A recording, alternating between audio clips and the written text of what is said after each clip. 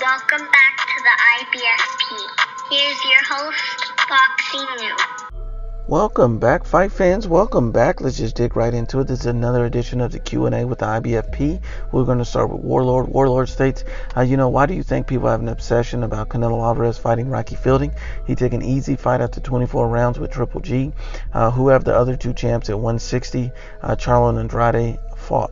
And it's a great question. First thing we're going to do is look and see, is Rocky Fielding a quality opponent for Canelo Alvarez? And he absolutely is. And the reason why is based on facts, not my opinions, not my feelings, but facts. Rocky Fielding held the belt in a higher weight class than Canelo, so Canelo moved up to a weight class he's unfamiliar with to fight for a belt against a bigger opponent and against an opponent who was ranked in the top 10 of, the division. You can't knock it. It's a quality opponent. The fight before was Triple G. The fight after was Danny Jacobs unifying another world title. It was a quality fight in between those two top-level fights. Rocky Fielding's not elite, but it was definitely a quality fight, and only a fanboy would hate. Let's keep it going. Matsu Rahman says, who do you think Loma will fight next as an interim before Undisputed? Arum and Loma both want to fight in the winter period. Richard Comey and Teofimo are fighting December 14th for the IBF. Haney is fighting Abdulev on the 13th for the WBC number 1 position. And Tank and Gamboa are ranked number 1 and 2 with the WBA. And, I don't believe Loma will fight any of these people before the end of the year. I just don't think so. I think he's just going to fight to stay active. But I think the more likely opponent could be someone like a Gamboa, not a major name, because if they were to take on a opponent later in the year, then I see that, Loma would probably want to another warm-up type of fight, not a top-level fight, because they would have to sell pay-per-views to face any of these guys. If he's facing Haney or the winner of the Comey Teofimo fight, Tank Davis, those are all pay-per-view fights, and those are the type of fights that ESPN would like to build out and build up. Great question, Wasi. The next question, that's going to come from round 105, and he states, how do you predict Ruiz versus Joshua, TKO, decision, or knockout? And I think that this fight will end in a straight knockout. Someone's going to sleep. I think it's going to be a fantastic fight, and styles truly do make fight. We've never seen Andy Ruiz dropped in his entire boxing history except when Anthony Joshua did it. We've never seen Anthony Joshua drop 4 times and knocked out in a fight except when we've seen Andy Ruiz did it. So this will be a fantastic fight, a clash of styles once again, and the Anthony Joshua that's coming in the rematch is going to be vastly different. Andy Ruiz is going to employ the same game plan, because if it worked the first time, why change it? What sense would that make? So this will be a fantastic rematch, and I personally believe it'll end in a late round knockout. But let's keep it going. Emmanuel Moreno says, IBFP, after seeing what Campbell did to Lomachenko, do you believe Mikey could stop Loma at 135? And so we're just going to stop there, Emmanuel, and I appreciate the comment. And, we look at it, and do we believe Mikey could stop Lomachenko at 135? I absolutely believe he has the ability and the power to do it if he lands flush. Mikey's a very good boxer. At 135, he's undefeated. At 135, Mikey is an elite fighter. At 135, Mikey, doesn't waste shots. He picks the right shots. But the problem with that, though, is Vasily Lomachenko is an elite fighter as well at 135. The other problem with that is Vasily Lomachenko is, you don't see him ever getting outboxed by any opponent, even if opponent has some success. So you can see that'll be a very difficult fight for either fighter, for Mikey and Loma. I think it's more of a 50-50 fight along those lines. But at the end of the day, Mikey Garcia has to prove he can even get back down to 135.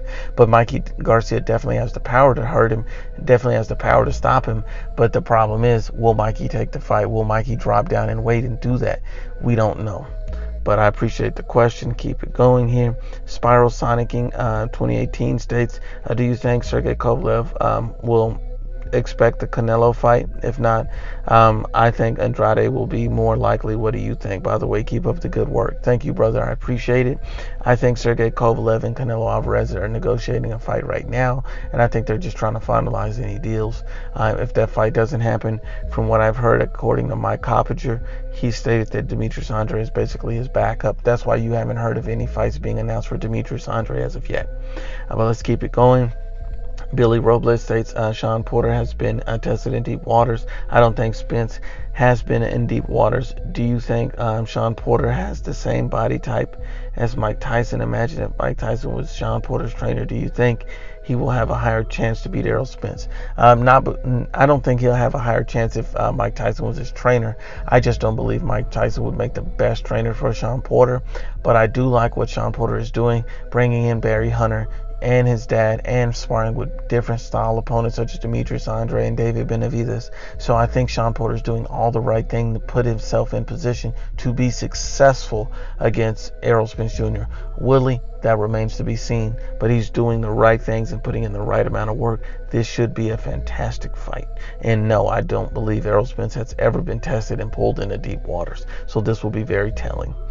The next one comes from Juan Osario, and he states, have you watched the face-to-face between Spence and Porter? He's at it again. He stated, I was not trying to stop Mikey Garcia.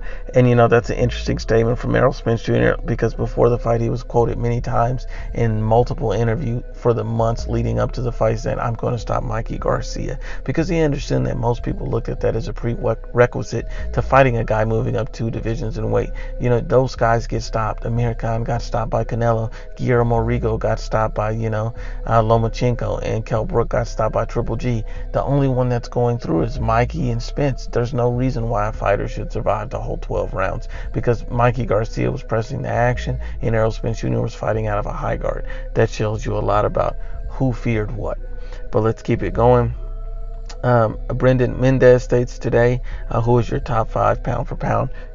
And that's a tough question. I will give you my top 3, and I have Canelo, Terrence Crawford, and I have Vasily Lomachenko. Those are 3 top-level, elite-level fighters. The last 2 slots are very subjective and open for me because there's so many tremendous fighters. But we will make a full top 10 pound-for-pound video very soon.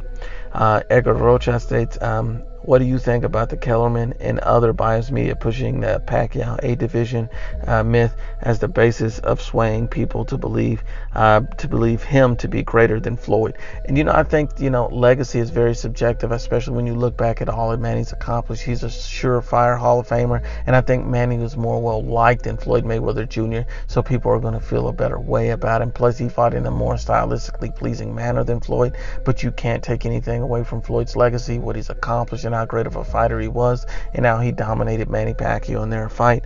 In my personal opinion, I believe Floyd has accomplished more and is a better fighter than Manny Pacquiao, but I would like to see a rematch if Floyd would be up for it.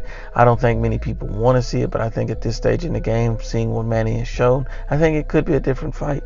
But I appreciate the question, Edgar. The next one comes from Anthony Alvarado. He states, who is the next fighter or fighters, in your opinion, who will step up, not calling out names in interviews, cloud chasing, but will actually dare to be great? I think the next one to truly dare to be great will be a Devin Haney.